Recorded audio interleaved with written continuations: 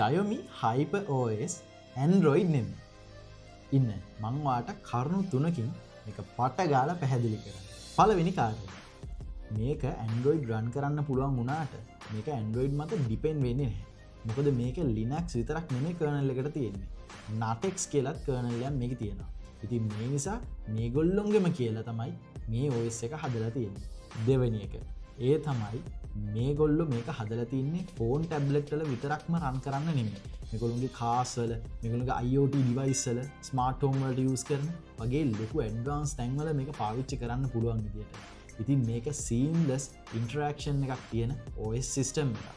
තුන්වෙනි එක තමයි වටින්නේ. මොකද මේගොල්ලෝ මේක හදන්නේ කවදා හරි Android සම්පූර්ණයෙන් drop කරනවා කියන idea එක ඇතුව. ඉතින් මේගොල්ලෝගේ මේ advanced system එක නිසා iOS වලටවත් හුස්ම ගන්නවත් බෑ මේගොල්ලෝගේ මේ advanced technology එක.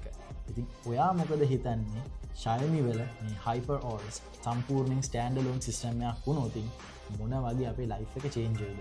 ඒ කියන්නේ Xiaomi device එක කියන්නේ luxury device එකක් වේද? මොකද ඒගොල්ලෝගේ දැනටමත් laptop වගේ devices ඒගොල්ලෝ ගහනවා. වැඩ කරගන්න මාර productivity එකක් ගන්න පුළුවන් වෙයිද? ඉතින් මගේ idea එක අනිවාර්යෙන් comment section එකේ දාන්න.